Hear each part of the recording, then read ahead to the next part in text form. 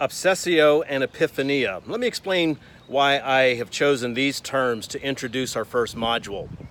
W. Paul Jones wrote a book called Theological Worlds. He later wrote another one called Theological Worlds Within Congregations. In each of the books, he picks up on a concept that he would call theological diversity. He says, based on the kinds of questions that we have, that we yearn for, that stay with us for a lifetime, he would describe this as our obsessio, that each of us has a kind of question that may explain a lot of our behavior, kind of like a hermeneutic. An obsessio. For every obsessio, there is an epiphania, a kind of response, a satisfaction that one will accept. And he describes this both as an experience that can be positive, that one invests in self-consciously as an identity or as a cultural scape, or that one may be living in shadow of or find uncomfortable.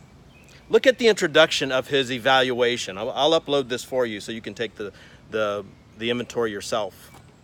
Each theological world can be a valid arena in which to live, move, and have one's being.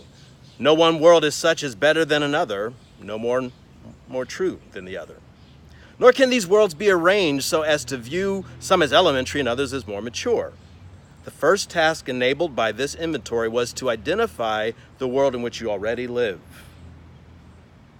The result may be a feeling of satisfaction, for your self-identity may be as you would want.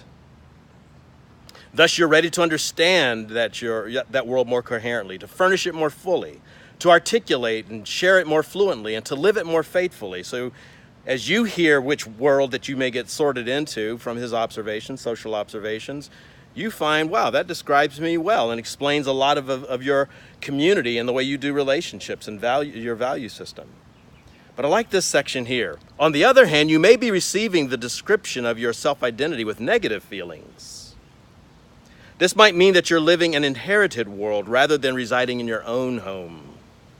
Or you may be living your world at its weakest edges, or in seeing your world rendered self-conscious, you may begin to experience it in suffocating or inhibiting, inviting the honesty of crisis.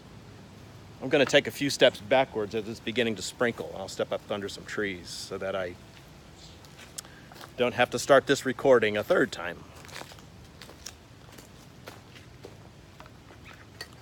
Thank you for adjusting to my low-tech approach to being in conversation with you. Okay. So that's W. Paul Jones and the concept of an obsessio and epiphania. What are these? What does he have listed for us? The first one he describes is the first theological world he describes as separation. Persons inhabiting this world are attracted by wholeness and harmony, valuing the inclusiveness of all. Separation is responded to the epiphany of reunion.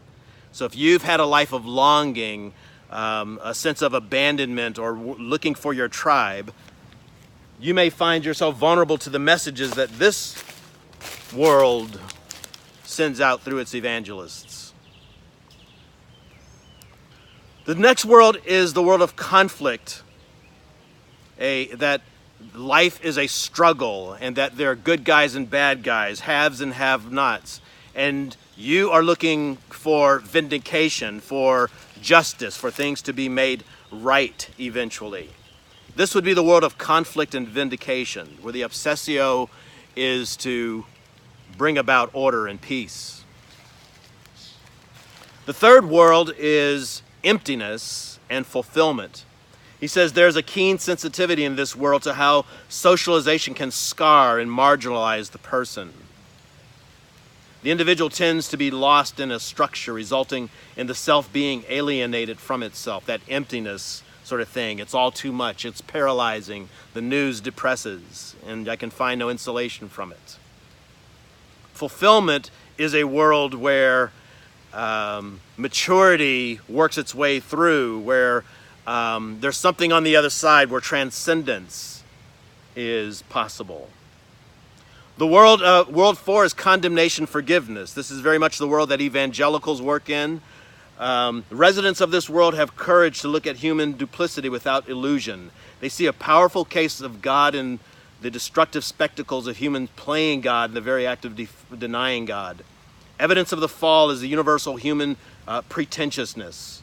What needs to be heard is the good news of God's grace. So that people are broken, they've broken the law, there's a sword that hangs over them, a jail cell that awaits them, a hell to avoid, and that there are healing elixirs or solutions that will break chains, keep folks from these things through a redemption or a court case sort of process.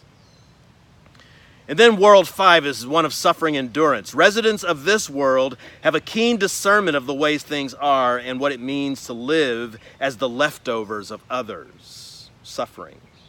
The sensitivity can bring a deep empathy for others. There is a tendency to be tenacious and strong and shrewd, committed to living with a special brand of homey integrity, deep loyalty and dependability for its own sake.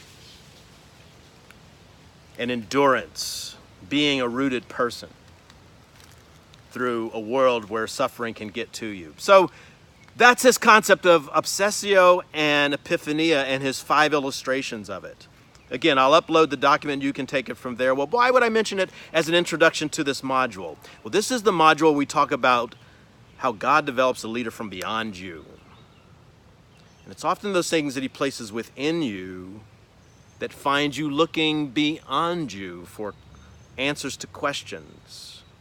Firmness, a place to live, a value system that works for you, an identity to heal from, to heal towards, suffering and endurance, condemnation and forgiveness, emptiness and fulfillment, conflict and vindication, separation and reunion. That would be the full gospel, all of these things together. But we may find that there's a strong tendency, and as you begin thinking about yourself narratively, I wonder if your call to action sets in motion a pursuing of a question, a trying to get something right, a fixing something from the last generation, a hope across the next horizon, a better happily ever after than the one you saw in Once Upon a Time. So once you begin playing with these things, I've set several stories in front of you. You'll see the existential struggles of the characters that I've selected for this week's presentations. This is how you do the assignment. You read the content, you watch the film, the media piece, and then you ask the question, what does this remind me of in my own life? Who am I in these stories? Or what story does this remind me of? Where might I go do a do-over now that I know how it works out for that character, this character, in light of where I'm at today in these values? I hope that makes sense to you. So this is a place not of dogmatism, but of play. Let's see what sort of one-page response comes from you that's playful, story-based, and allows you to think about how God has been shaping you as a leader, how something beyond you calls you to the better self that you can be. All right? I'll see you in the classroom.